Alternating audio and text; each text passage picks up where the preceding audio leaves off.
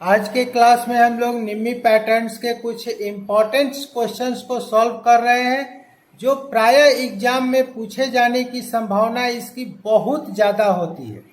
तो सबसे जो पहला क्वेश्चन है, रोटरी कन्वर्टर आमतौर पर डैश में उपलब्ध होता है, 3 फेज में उपलब्ध होता है। Mercury arc rectifier anode dash के बने होते हैं, ग्रेफाइट के बने होते हैं।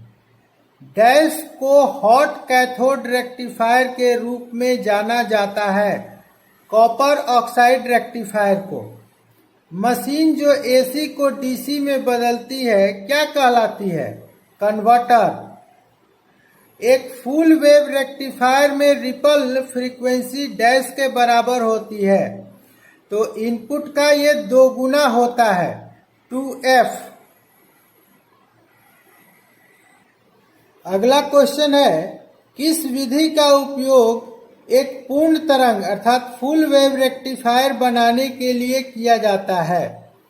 तो ब्रिज रेक्टिफायर का भी हम लोग उपयोग करते हैं और सेंटर टेप विधि का भी उपयोग करते हैं, इसलिए ऑप्शन होगा सी। परिशोधन कितने प्रकार के होते हैं, यानी रेक्टिफिकेशन कितने प्रकार के होते हैं? 2 प्रकार के होते हैं। ग्राउलर में आपूर्ति डैश होती है, तो एसी की सप्लाई दी जाती है। संतुलित वाइंडिंग में प्रति ग्रुप कॉइल की संख्या कितनी होती है? तो एक समान होती है।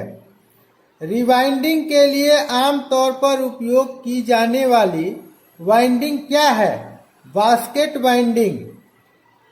जब कम्यूटेटर सेगमेंट और आर्मेचर की बॉडी से जुड़ते समय परीक्षण वोल्ट मीटर वाले अर्थ के लिए ग्राउलर को एसी सप्लाई से जोड़ा जाता है, तब मिली वोल्ट मीटर को डैश के रूप में पढ़ना चाहिए, इन्फिनिटी अर्थात अनंत।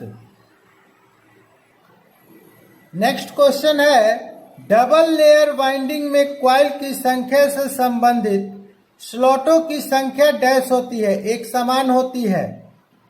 पूर्ण पिच वाइंडिंग में पिच कारक डैश होता है, 1 होता है।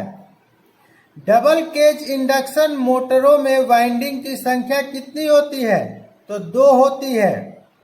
किस प्रकार के पिच का उपयोग आमतौर पर रिवाइंडिंग के दौरान अपने लाभ के कारण किया जाता है? छोटे पिच। 3 फेज स्टेटर रिवाइंडिंग में उपयोग किए जाने वाला प्रमुख क्षेत्र कौन सा है? तो बास्केट। ल्यूमिनेंस फ्लक्स की इकाई क्या होती है? ल्यूमेन। ज्योति तीव्रता की इकाई क्या होती है? Candle power. सॉलिड एंगल की इकाई क्या होती है? स्टेडियन। किस लैंप को आम तौर पर प्रकाश के लिए प्रयुक्त किया जाता है? Tungsten filament lamp. Carbon filament lamp का उपयोग डैश के लिए किया जाता है? बैटरी चार्जर में किया जाता है। किस लैंप का उपयोग सिनेमा के प्रोजेक्टरों में किया जाता है? आर्क लैंप का प्रयोग किया जाता है। एक मरकरी वेपर लैंप में कौन सी गैस भरी हुई होती है? Argon gas. एक मरकरी वेपर लैंप में सहायक इलेक्ट्रोड क्या कार्य करता है? स्टार्ट करने के लिए। मरकरी वेपर लैंप डैश में बनते हैं, MA, MB और MAT प्रकार के। अगला क्वेश्चन है, उच्च दाब मरकरी वेपर लैंप का कार्यकारी तापमान क्या होता है? 600 डिग्री। सोडियम वेपर लैंप में होती है नियॉन गैस। सोडियम वेपर में 2 इलेक्ट्रोड होते हैं, ऑक्साइड आवृत टंगस्टन। सोडियम वेपर लैंप के प्रकाश का रंग कैसा होता है? पीला। सोडियम वेपर का कार्यकारी तापमान कितना होता है? 300 डिग्री। कौन सा लैंप पूर्ण प्रकाश देने के लिए अधिक समय लेता है? Sodium vapour lamp. एक सोडियम वेपर लैंप में होता है 85 से 105 ल्यूमन प्रति वाट। सोडियम वेपर लैंप कितना आयनीकरण विभव होता है? 5.12 वोल्ट। फ्लोरोसेंट ट्यूब में होता है मरकरी एवं आर्गन। एक फ्लोरोसेंट ट्यूब में चोक का मुख्य कार्य क्या है? उच्च वोल्टेज को उत्प्रेरित करना और धारा को यानी करंट को कंट्रोल करना। चलती हुई अवस्था में स्टार्टर के आर पार वोल्टेज होता है 110 वोल्ट। फ्लोरोसेंट ट्यूब की प्रकाश दक्षता होती है 60 ल्यूमन प्रति वाट। डैश लैंप प्रत्यक्ष प्रकाश देता है जब इसके फिलामेंट को गर्म किया जाता है। इंडिसिकेंट लैंप। 40 वाट ट्यूब का व्यास कितना होता है? 38 mm। एक ट्यूब स्टार्टर में भरी जाने वाली गैस क्या है? हीलियम। ट्यूब परिपथ में कंडेंसर का उपयोग डैश के लिए किया जाता है? पावर फैक्टर को सुधारने के लिए। परावर्तक का भीतरी कलर कैसा होता है? सफेद।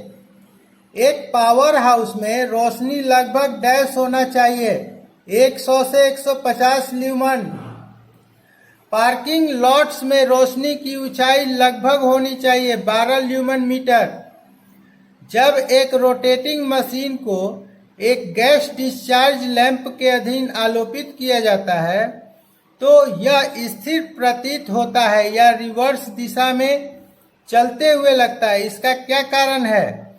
इनमें जो ऑप्शन दिया हुआ है इसका ये कोई कारण नहीं है, अर्थात इनमें से कोई नहीं। ट्यूब स्टार्टर के परिपथ में कंडेंसर होता है जो स्पार्क को कम करता है। एक डीसी आर्क लैंप में इलेक्ट्रोड का व्यास कितना होता है? धनात्मक इलेक्ट्रोड बहुत मोटा होता है। डीसी आर्क लैंप में उपयोग किया जाने वाला वोल्टेज कितना है? 40 से 60 वोल्ट। एडिशन स्क्रू के लैंप होल्डर के बाहर की तरफ चूड़ी किए हुए हिस्से को डैश के साथ जोड़ा जाना चाहिए परिपथ के न्यूट्रल तार से।